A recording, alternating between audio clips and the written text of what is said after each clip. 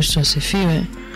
Karibu katika Shuhuda za Kweli, na ni mimi msimuliaji wako Veronica Mushi, na leo tunaendelea na ushuhuda wa Moses Lushiku sehemu ya pili. Na nipende tu kukushauri ama kuomba uweze kusubscribe kwenye channel yetu ya YouTube ya Shuhuda za Kweli, ili pindi tunapoweka shuhuda basi uweze kuzipata kwa haraka kabisa. Katika sehemu ya pili ya ushuhuda Moses Lushiku, leo tutaongelea kuhusu kutembelewa na malaika. Kwanza kabisa na wasalimu ndugu zangu wote duniani kote. Mimi ni mchungaji Moses Lushiku. Kwanza kabisa ningependa kueleza kuhusu malaika. Malaika ni roho na hujidhihirisha kwa rangi nyeupe kuliko theluji, na kwamba ni weupe na weupe wao unang'aa sana. Hichi ndicho kipengele cha malaika tangu nilipowaona mara ya kwanza, na ninapoendelea kuwaona ninagundua kwamba wao ni muhimu sana kila wakati. Sijawahi kuwaona wakicheka, siku zote wako serious, na ukiona malaika unajisikia unataka kujitakasa kwa sababu wanaakisi utakatifu wa Mungu. Wao ni watakatifu. Mara yangu ya kwanza kuona malaika ilikuwa mwaka 2007 Februari 5. Ilikuwa alasiri kanisani na nilikuwa katika mapumziko ya maombi ya miezi 8. Unaweza kuniuliza swali, je, ni muhimu kwa Mkristo kupata udhihirisho wa malaika? Kwa Kristo ametuahidi Roho Mtakatifu na si malaika kama ilivyoandikwa Yohana 16 na mstari wa 7. Lakini mimi nawaambia ile kweli, yafaa ninyi mimi niondoke, kwa maana mimi nisipoondoka huyo msaidizi hatakuja kwenu, bali mimi nikienda zangu nitampeleka kwenu. Na akisha kuja huyo atauhakikishia ulimwengu kwa habari ya dhambi na haki na hukumu. Nami nitamwomba Baba, naye atawapa msaidizi mwingine ili akae nanyi hata milele. Ndiyo Roho kweli ambaye ulimwengu hauwezi kumpokea, kwa kuwa haumuoni wala hamtambui, bali ninyi mnamtambua, maana anakaa kwenu naye atakuwa ndani yenu.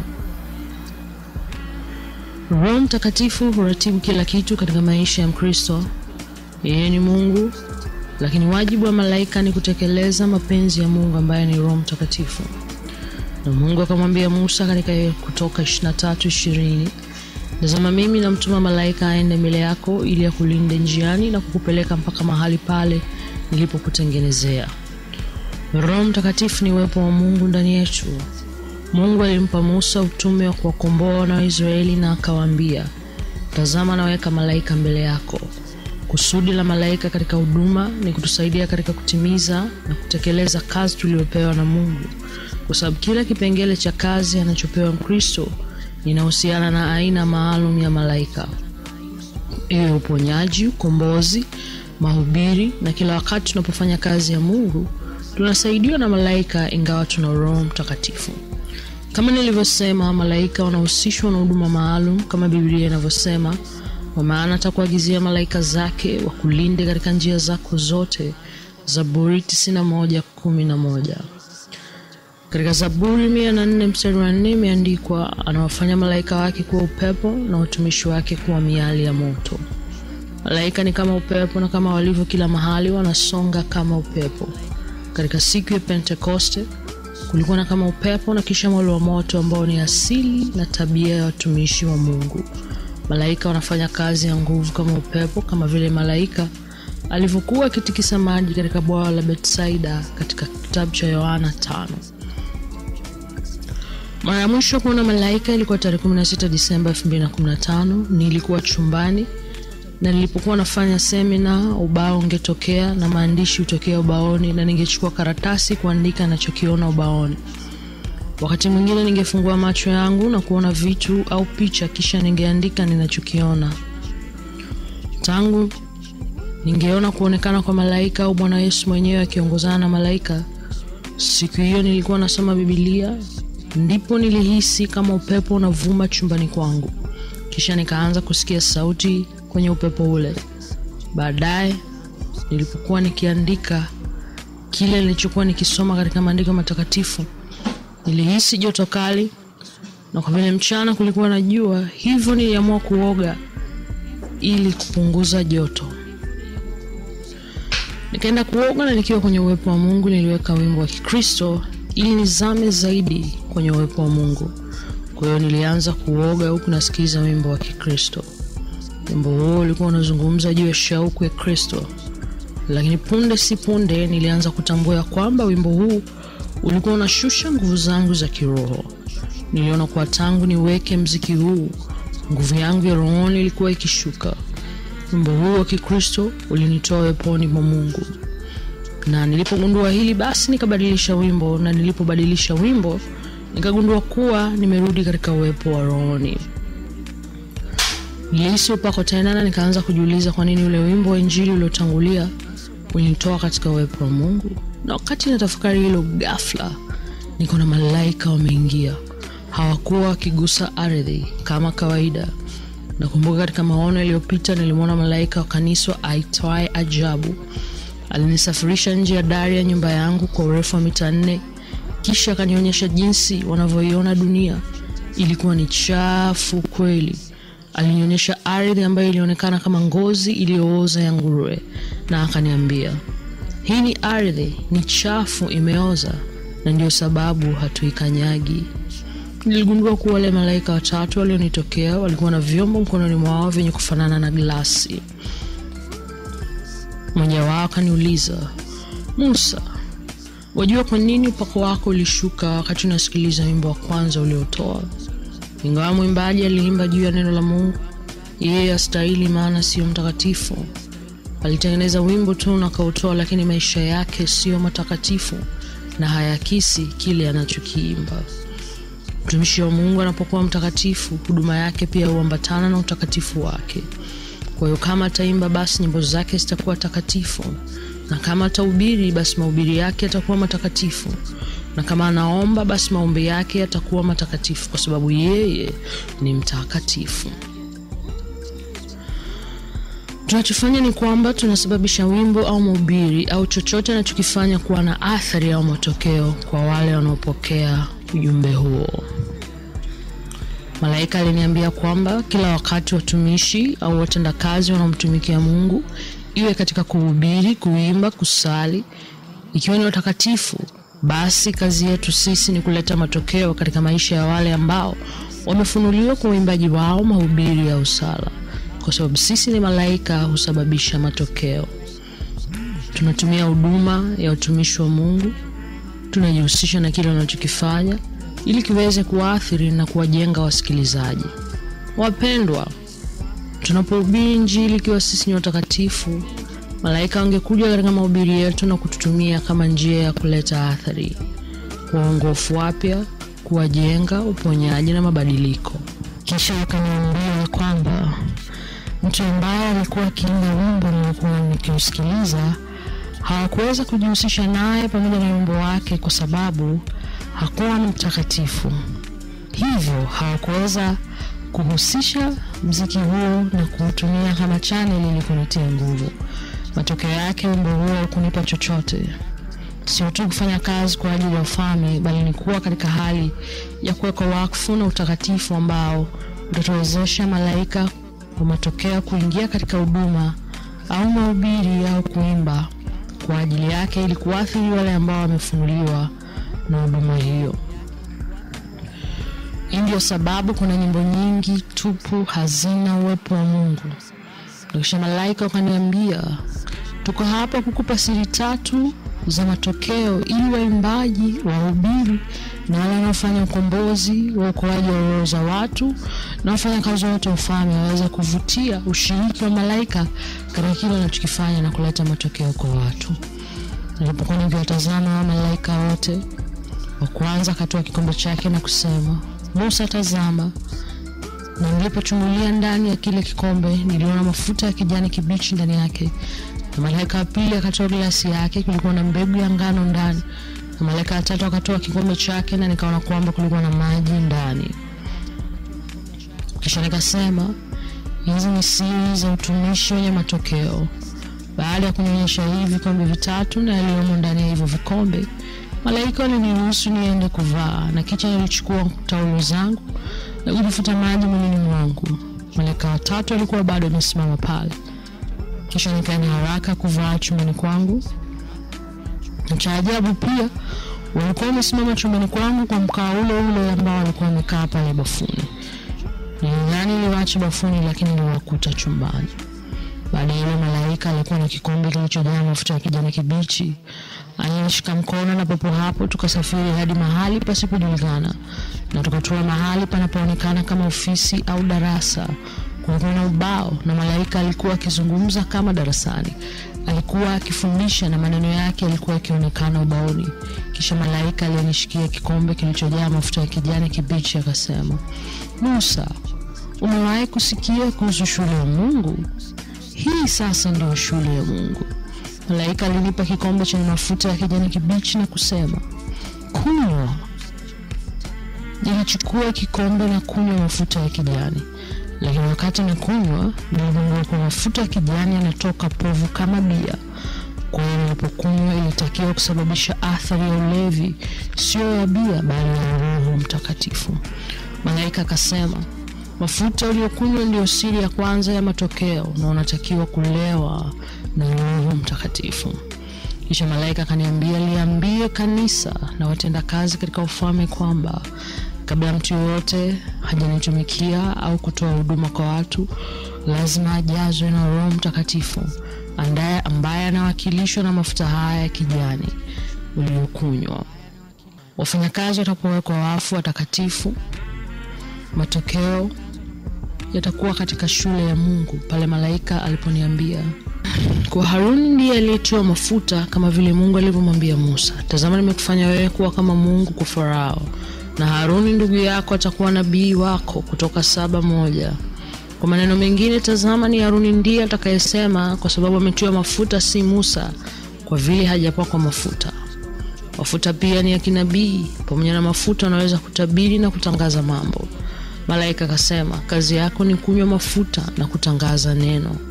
Kazi yetu ni kuja katika huduma yako na kuleta matokeo, ikiwa ni pamoja na miujiza, ishara na maajabu."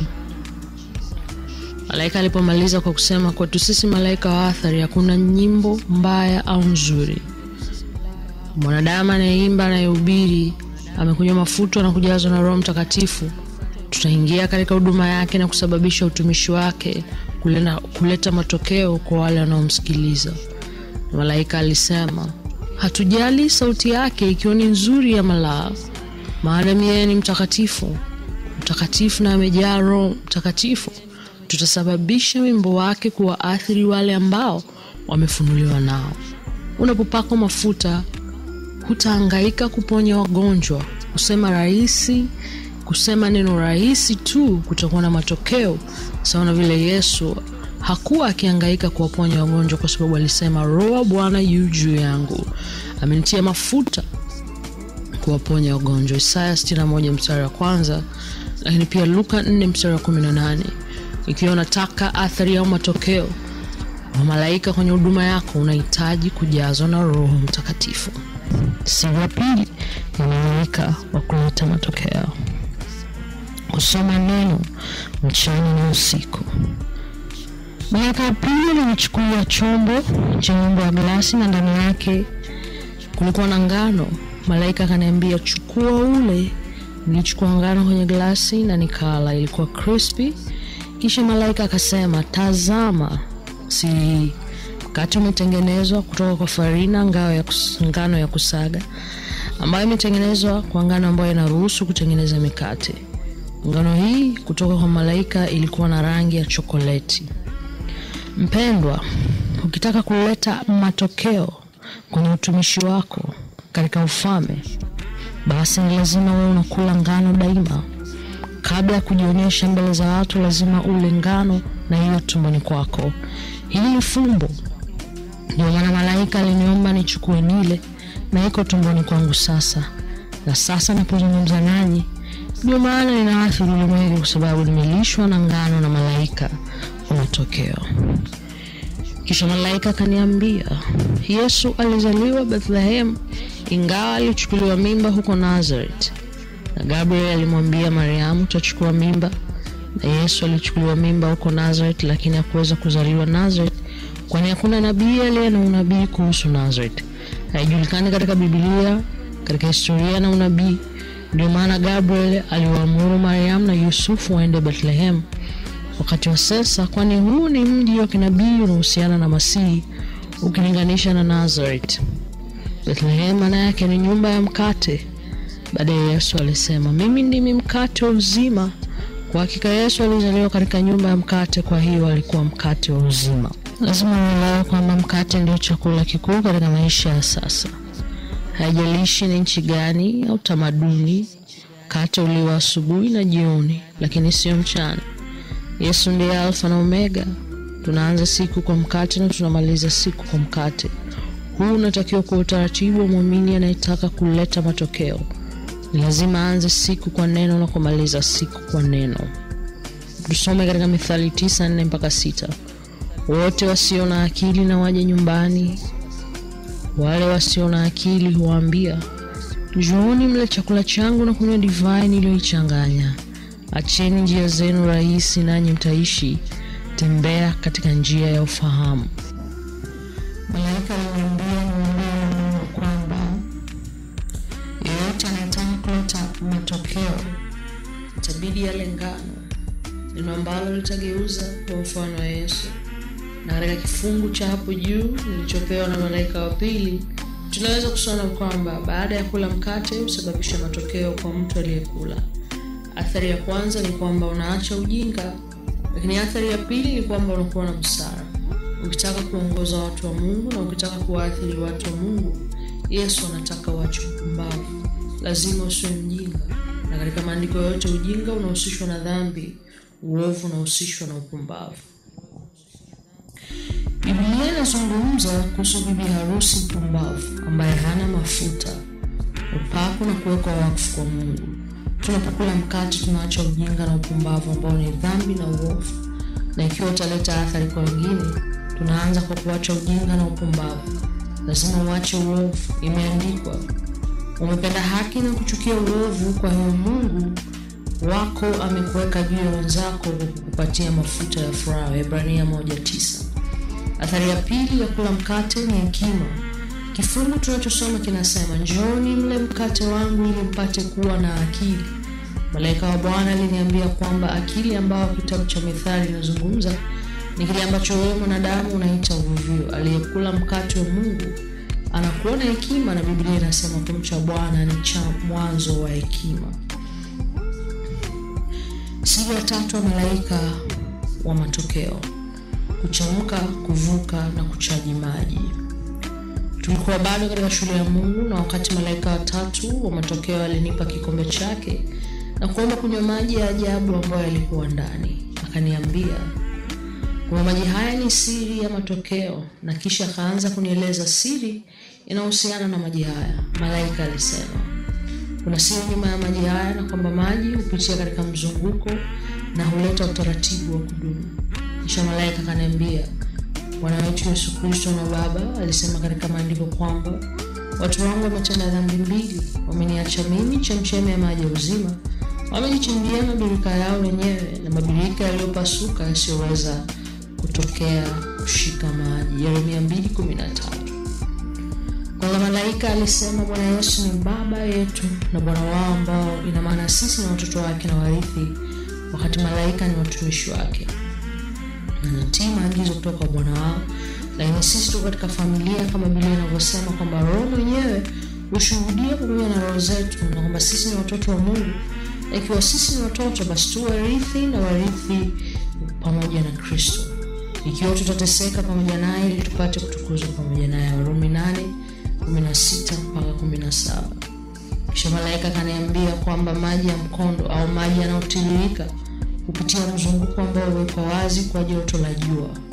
Matokeo yake huingia katika mchakato wa kuchemshwa, na kwa sababu hiyo kutakuwa na uvukizi. Malaika alikuwa anajaribu kunieleza siri ya mzunguko wa maji. Swali ni nini muhimu wa mchakato wa uvukizi?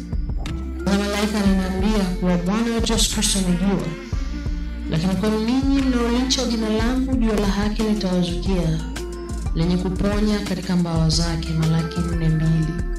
Malaika anasema kanisa, waumini wanapopitia mchakato unaofanana na ule wa kijito au maji yanayotiririka ambaye anapigwa na jua kali na kisha kupitia katika mzunguko wa kuchemka na uvukizi unaosababishwa na joto la jua na haki, ambalo ni sura ya Bwana wetu Yesu Kristo, kama Biblia inavyosema, wapenzi msistaajabie mateso makali yaliyowapata, ili kuwajaribu kana kwamba ni jambo lisilo la kawaida linalowapata, bali furahini kwa vile mnashiriki mateso ya Kristo, watakuwa na furaha tele wakati utukufu wake utakapofunuliwa. Waraka wa kwanza wa Petro 4:12-13. Kwa kweli mtu yeyote anaweza kupata uvukizi. Chukua chombo cha maji na uweke kwenye moto, na joto kutakuwa na kuchemka na uvukizi, na maji yatatokea kuwa mvuke. Katika Yeremia 51:16 imeandikwa, atoapo sauti yake pana mshindo wa maji mbinguni, naye hupandisha mawingu toka mwisho wa dunia, huifanya mvua umeme na kutoa upepo katika ghala zake. Na ikiwa utawahi kupasha maji moto kama tunavyofanya hapa Kongo, utagundua kuwa kuna chembe au nyanzo zinazotoka majini. Katika kupozwa maji kuna utengano unaotokea. Uchafu ungejitenga na maji. Tunaelewa kwamba wakati joto la jua linapochemsha maji ya mkondo, kuna uvukizi na matokeo yake kuna mgawanyiko unaotokea. Maji yanapovukizwa kuna chembe ambazo haziwezi kuyeyuka. Chembe hizi au uchafu wa mabaki imara. Mzunguko huu ni kiwakilishi au taswira ya kile kinachotokea kwa waamini wanaopaswa kutumiwa na Bwana kama watendakazi wenye ufanisi katika ufalme, na kwa malaika wa matokeo kujihusisha wenyewe katika huduma na huduma yao. Utakuwa wazi kwa joto la jua, matokeo yake kutakuwa na kujitenga na kila kitu duniani, tamaa ya mwili, tamaa ya macho na kiburi cha uzima. Biblia inasema katika Isaya 53:10, lakini Bwana alipenda kumponda na kumhuzunisha.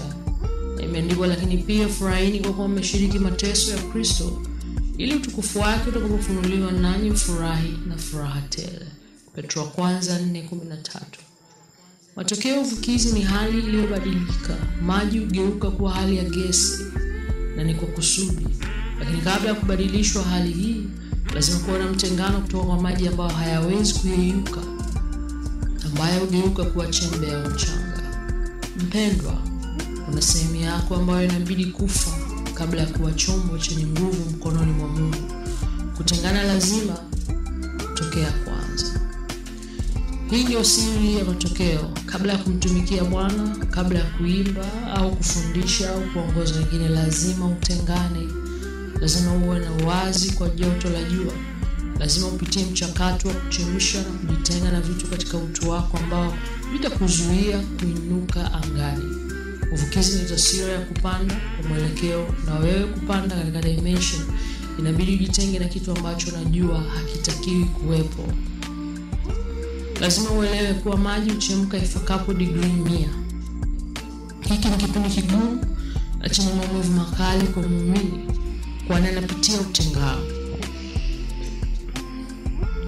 Anapaswa kuvunjwa kupitia mateso, na si rahisi, lakini mchakato lazima ni kutumiwa ipasavyo na Bwana na kuleta matokeo. Ikiwa unataka kuleta matokeo au athari katika jamii, katika utumishi wako, inabidi upitie mzunguko wa kujitenga. Wanaotamani kumtumikia Bwana na kuleta matokeo chanya katika kizazi chao, itawabidi kupitia mchakato wa kujitenga. Wanapaswa kujitenga na hasira, mawazo mabaya, mitazamo ya kimwili.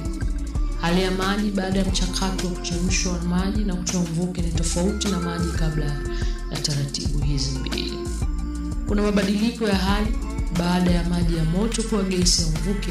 Kuna mabadiliko ya asili, mabadiliko ya hali katika muumini aliyepitia mchakato wa kuvunjwa kwa mafanikio. Mabadiliko ya utu wake yatakuwa dhahiri kwa wote. Kwa Biblia inasema kwamba mtawajua kwa matunda yao. Na wakati utakapomtumikia Mungu, malaika wa kuleta matokeo chanya watajihusisha mwenyewe na kusababisha wale ambao wanafunuliwa kwa huduma yako, mahubiri yako na uimbaji wako kupata matokeo. Hii ni siri kuu kuhusu huduma na athari iliyofunuliwa na malaika wa matokeo. Mpendwa, mafundisho haya yalikuwa yanatokea katika shule ya Mungu. Kulikuwa na ubao, viti, madawati na meza, na wakati malaika alipokuwa akizungumza, Maneno yake yalitokea ubaoni. Alisema maji yanapokuwa mvuke au gesi, inabidi yalepo tayari yanakuwa yametenganishwa na chemchemi ambazo hazikufanywa ukivukizi na maji, na yanapogeuka kuwa mvuke huwa mepesi kuliko maji yakimiminika kwa sababu yametenganishwa. Ni kama umetuliwa mizigo ambayo ni dhambi, wewe unakuwa mepesi na usio na uzito, kama vile Ibrania 12 mstari wa 1 inasema, basi kwa kuwa sisi nasi tunazungukwa na wingu kubwa la mashahidi namna hii, na tuweke kando kila mzigo mzito na dhambi ile tuzingayo kwa upesi. Lakini kuna Wakristo ambao ni wachanga lakini bado wanaendelea kumtumikia Mungu. Unawezaje kutoa pepo, kuombea watu kuna mpenzi na wewe unazini? Waimbaji kanisani huvaa vibaya. Waimbaji wengi wamo katika zinaa na wananijisi wenyewe kanisani wanapokuwa maarufu. Wakristo wengi bado hawajatumiwa na Mungu, na watumishi wengi wanafikiri kwamba wamepakwa mafuta, lakini wanahisia tu. Kwa vyovyote vile ni jina la Yesu tu likionyesha nguvu zake, haina uhusiano wowote na watumishi hao.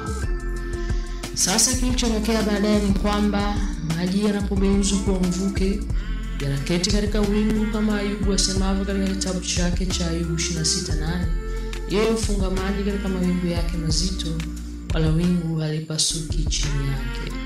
Hiyo ni katika hali ya gesi au hali ya mvuke. Na jambo la pili, muumini aliyevunjika analazimishwa kujazwa na kuvikwa nguvu ya Roho Mtakatifu atakapovunjwa na kutengwa. Hii ni siri ya tatu ya athari iliyofunuliwa na malaika wa kuleta matokeo. Malaika anazungumza juu ya mzunguko wa maji na mkondo, ambao ni taswira ya mchakato ambao muumini au mtumishi katika ufalme anapaswa kupitia ili kuweza kuleta matokeo anapohudumu katika kazi ya Mungu. Hatua ya kwanza ilikuwa kwamba maji yalichemshwa kama vile yalipashwa na jua. Matokeo yake kulikuwa na kujitenga na maji yanageuka kuwa gesi ya mvuke. Kisha maji katika hali ya gesi yalifunuliwa tena na jua ambalo lilipaswa kupitisha malipo ya umeme kwa mvuke huu na maji. Na ni baada ya mchakato huu wa mwisho kwa kupokea chaji za umeme ndio hatimaye maji yangeshuka ardhini kumwagilia ardhi na kuchukua ardhi. Maji yatakuwa na manufaa kwa mwanadamu na kwa mnyama, kwa mmea, kwa sababu maji yana chaji za umeme zinazopokelewa kutoka kwenye jua. Baada ya maji haya kutoka juu kushuka chini duniani kama mvua, yatalazimika kupigwa tena na joto la jua, na kisha wanafikia kiwango cha kuchemshwa cha uvukizi tena, yatakuwa yamemaliza mzunguko wa kushuka chini ili kumwagilia ardhi na kuotesha maisha ya mmea. Hii ni taswira ya maisha ya Kristo. Mpendwa, wako kubebeshwa chaji za umeme na kuathiri kizazi chako kuna mchakato ambao huwezi kukwepa. Huo ni utengano wa uvukizi kutoka katika dhambi za mwili, nafsi na roho. Wakorintho 2:7 inasema, kwa basi wapenzi wangu, inabidi hizi na ahadi hizi na tujitakase nafsi zetu na utofauti wa mwili na roho, huku tukitimiza utakatifu katika kumcha Mungu. Thesalonike ya kwanza 5:23 inasema, Mungu wa amani mwenyewe atakase kabisa, na roho zenu na miili yenu mhifadhiwe mwe kamili bila lawama wakati wa kuja kwake Bwana wetu Yesu Kristo. Kwa njia hii tu kwamba malaika wa matokeo watajihusisha wenyewe katika huduma. Sisi ni maji yenye nguvu ya umeme ili kuotesha dunia, kuleta uhai kwa wanadamu, mimea na wanyama. Na katika Ibrania 6:7 Biblia inasema, kwa maana ardhi inayoinywa mvua ambayo mara nyingi hunyeshea na kuzaa mimea yenye manufaa kwa wale ambao pia hulimwa kwa ajili yao, pokea baraka kutoka kwa Mungu. Neema ya Bwana wetu Yesu Kristo iwe pamoja na roho zenu. Amina. Basi mpendwa msikilizaji, napenda kukushukuru sana kwa kuendelea kufuatilia sehemu yetu ya pili ya ushuhuda wa Moses Lushiku, ambapo alizungumza kwa habari ya malaika. Na karibu katika sehemu ya tatu